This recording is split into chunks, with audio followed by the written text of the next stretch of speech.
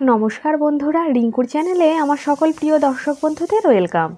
আজকে আমি ঝিঙে দিয়ে একটা দারুণ সুস্বাদু একটি রেসিপি আপনাদের সাথে শেয়ার করতে চলেছি, যেটা গরম গরম ভাতের সাথে খেতে ভীষণ ভালো লাগবে। পদটি হলো ঝিঙে পেঁয়াজ দিয়ে পোস্ত। এখানে পোস্ত বলতে সাদা তিল এবং পোস্ত দুই রকম জিনিসই ব্যবহার করছি। 2 কিলো ঝিঙেতে আমি এখানে ব্যবহার করেছি তিল এবং পোস্ত মিলিয়ে 400 গ্রাম। তিলটাকে 2 ঘন্টা আগে ভিজিয়ে রেখেছিলাম। ঝিঙে পেঁয়াজ কেটে নিচ্ছি। ঝিঙেটাকে বেশ সুন্দর করে কেটে নিয়েছি। এই ঝিঙেটা একদম টাটকা, আর এই সময় এই ঝিঙে পোস্ত খেতে ভীষণই ভালো লাগবে।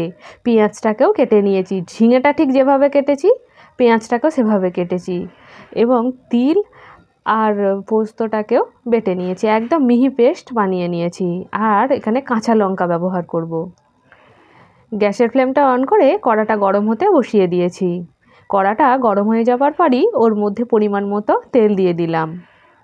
তেলটা গরম হতে থাক। এই রান্নাটা গরম গরম ভাতের সাথে খেতে ভীষণ ভালো লাগবে। ফোড়নের মধ্যে দিয়ে দিলাম একটা শুকনো লঙ্কা।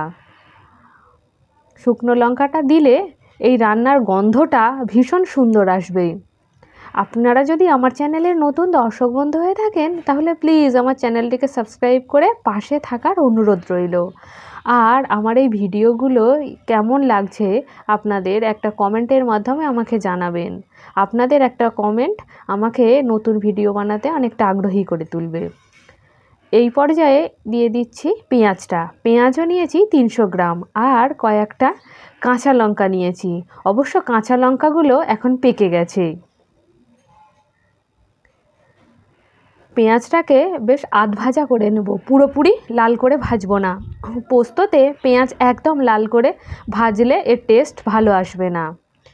দেখুন, পেঁয়াজটা প্রায় 2 থেকে 3 মিনিট সময় ধরে মিডিয়াম ফ্লেমে ভেজে নিচ্ছি।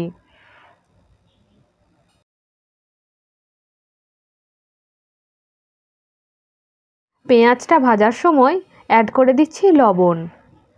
লবণ দেওয়ার পরই ধুয়ে রাখা ঝিঙেগুলোকে দিয়ে দিলাম। এই রান্নাটা একদম জল ছাড়া করব। ঝিঙে থেকে অনেকই জল বেরোয়, তাই এই রান্নাতে এক্সট্রা কোনো জলের প্রয়োজন হয় না। এবার ঝিঙে এবং পেঁয়াজ বেশ ভালোভাবে কষিয়ে নিচ্ছি। আমার এই ঘরোয়া সাধারণ রান্নাগুলো আপনাদের কেমন লাগছে প্লিজ কমেন্টের মাধ্যমে আমাকে জানাবেন। যদি ভিডিওগুলো ভালো লেগে থাকে, আপনাদের প্রিয় বন্ধুবান্ধবদের সাথে শেয়ার করার অনুরোধ রইল। ঝিঙে এবং পেঁয়াজটা প্রায় 5 থেকে 7 মিনিট সময় ধরে ভেজে নেব।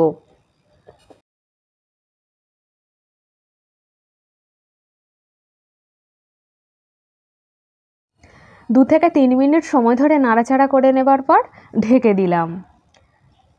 10 মিনিট পর ফিরে আসছি। 10 মিনিট পর ফিরে এসেছি। দেখুন, ঝিঙে থেকে অনেকটাই জল বেরিয়ে এসেছে এবং ঝিঙেগুলো অনেকটাই কমে গেছে। ঝিঙে ঠিক শাকের মতো, এক কড়া শাক রান্না করলেও যেমন শাকটা অনেকটা কমে যায়, ঝিঙেও সেরকম, ঝিঙেও সহজেই কমে যায়। এবার জলটা শুকিয়ে আসা পর্যন্ত অপেক্ষা করছি। আবারও 5 মিনিট পর ঢাকা খুলে নিচ্ছি। দেখুন, জলটা অনেকটাই শুকিয়ে এসেছে। এই ঝিঙে পেঁয়াজ পোস্তটা একটু শুকনো শুকনো খেতে ভীষণ ভালো লাগে, তবে আপনারা কেউ যদি একটু ঝোল ঝোল খেতে পছন্দ করেন সেরকমও করতে পারেন। আমি আমার বাড়িতে যেরকম পছন্দ করে সেই অনুযায়ী বানাচ্ছি। আর সবশেষে দিয়ে দিচ্ছি পোস্ত বাটাটা। পোস্তর সাথে ঝিঙেটাকে বেশ ভালো করে মিশিয়ে নিচ্ছি। আপনাদের একটা কথা খেয়াল রাখতে হবে, পোস্ত বানাতে গেলে সবার প্রথমে যদি পোস্তটা দিয়ে দেওয়া হয় তাহলে এর টেস্টটা ভালো আসবে না, গন্ধটা চলে যাবে। অবশ্যই শেষে ব্যবহার করতে হবে। আর নাড়াচাড়াও করতে হবে। হাই হিটে একদম নয়, একদম লো হিটে 1 মিনিট সময় ধরে নাড়াচাড়া করে নিচ্ছি। ঝিঙে পোস্ত একদম রেডি। এবার গরম গরম ভাতের সাথে পরিবেশন করুন ঝিঙে পোস্ত। গ্যাসের ফ্লেমটা অফ করে দিলাম। একটা আলাদা পাত্রে ঢেলে নিচ্ছি। এটা দেখতে যেমন অসাধারণ, খেতেও তেমনি বেশ লোভনীয়। আজকে এ পর্যন্তই। আর এই রান্নাটা অবশ্যই আপনাদেরও অনুরোধ রইল একবার বাড়িতে বানাবেন এবং কমেন্টের মাধ্যমে জানাবেন আমার এই রেসিপি আপনাদের কেমন লাগলো। আজকে এ পর্যন্তই। আবার আপনাদের সাথে দেখা হবে অন্য একটি পর্বে অন্য একটি নতুন রেসিপির সাথে। ততক্ষণ আপনারা সকলে সুস্থ থাকবেন, সাবধানে থাকবেন এবং আমার পাশে থাকবেন। ধন্যবাদ।